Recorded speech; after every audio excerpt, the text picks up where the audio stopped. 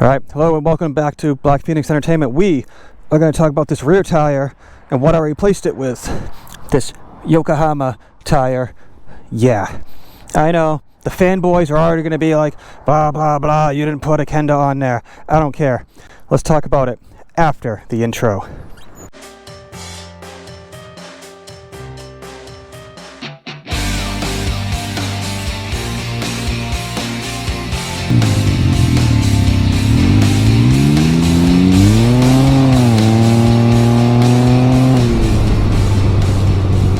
Alright, so let's talk about this tire I put on. I'm going to put the specs and all that stuff up on the screen now so you guys can look at what I replaced it with, and that'll tell you all the info that you probably have the questions on, like, you know, grip and stuff and size and all that. So anyways, yes, let's get some stuff out of the way first.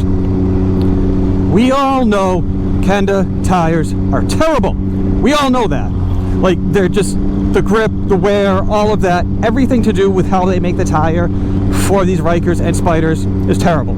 So the first chance that most people get who understand that, swap them out for something else, normally a car tire. Now, when you do that, I know fanboys are already yelling at me, it has to be the exact same size.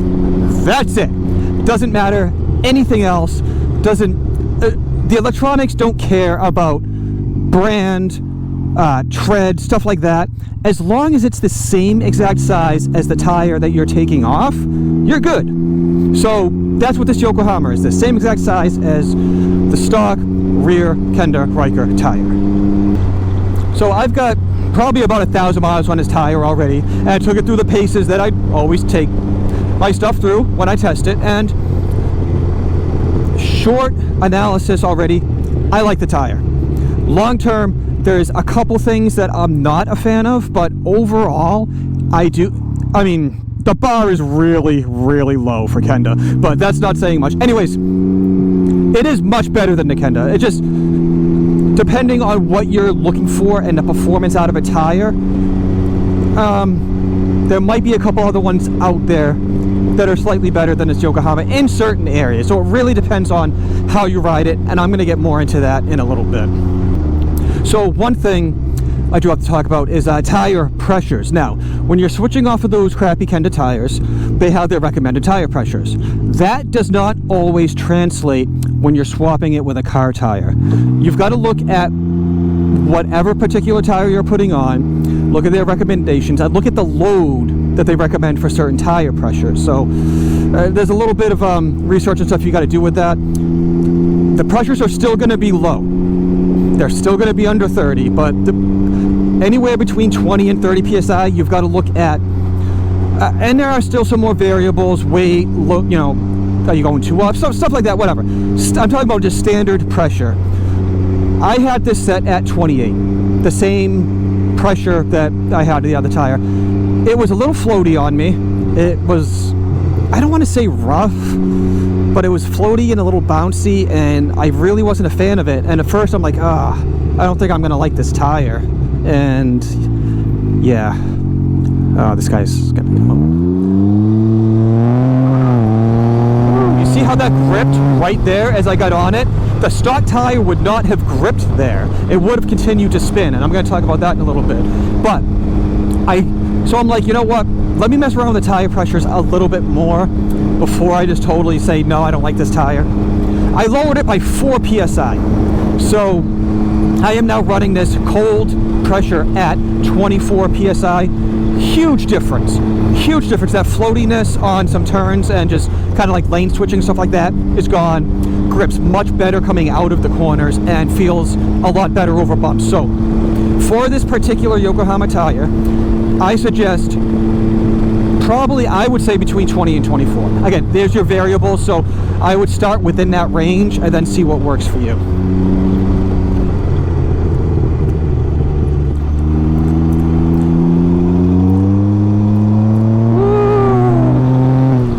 See, this thing grips. Like, the rear end does not want to break loose when I'm hitting these hairpin corners and then getting on it.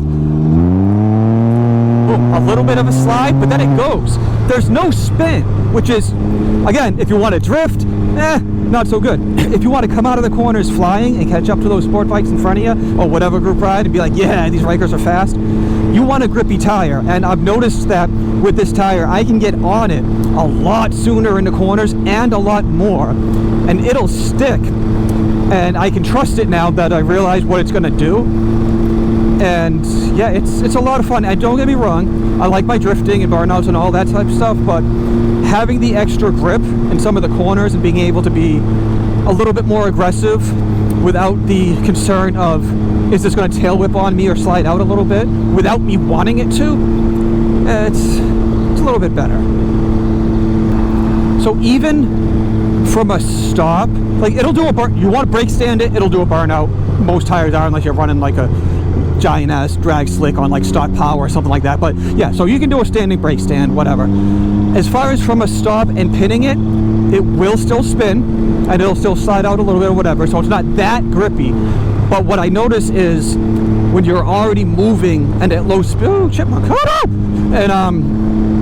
and then you get on it, it grips. It doesn't want to spin, and that was something that Kenda tire would do on me, where I'd be going like low speed, but, and the Ryker doesn't have gears, but you know, let's call it first gear, you know, like under 20 or whatever. I would still get a little spin and a little chirp or whatever. Yokohama doesn't do that. If it's already moving, it's like, nope, I'm going to grip the road and you're going to have traction. You know what? There's nobody behind me. So for example, going 20 miles an hour, hit it, just goes. No tire spin, no nothing, just grips all the way. So from a complete stop, yeah, it's going to spin, but it's just not nearly as much as the Kenda tire. And I'm already at 60. And that's another thing, the higher highway speeds, once I lowered the pressure, it felt a lot better. So this Yokohama really likes the lower tire pressures because then it's grippy and it warms up to its warming temperature a lot better.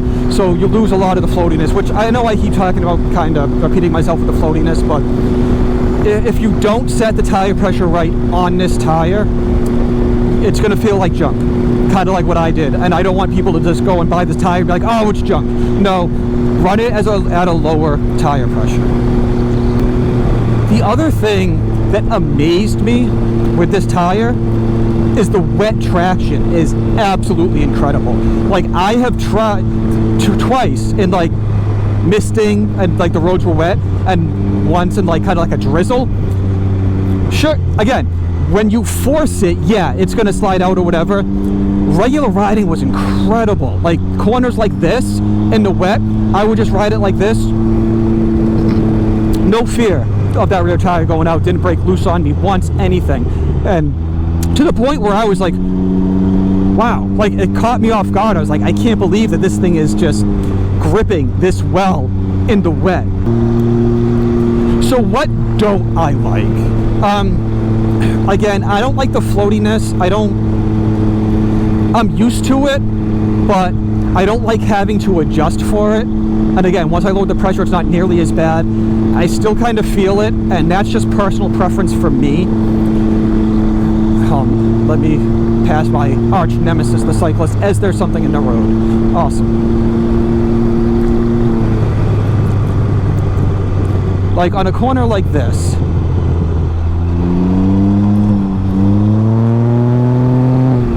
and maybe I'm just not used to grip. That could be part of it.